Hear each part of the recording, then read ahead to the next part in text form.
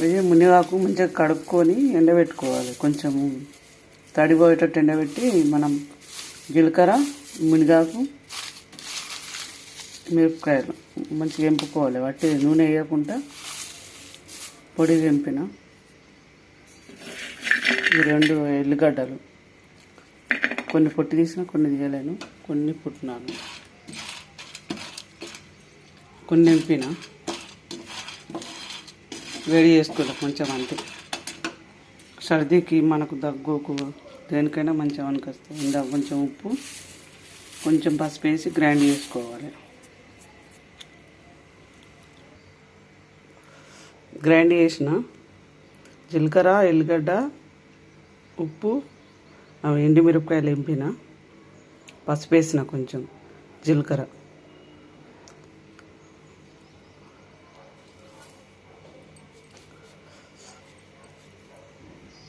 మునిగాకు మంచిగా కడుక్కొని కొంచెం ఆరబెట్టుకొని ఎప్పుకోవాలి. మునిగాకు కొన్ని పుట్నాలు వేసిన.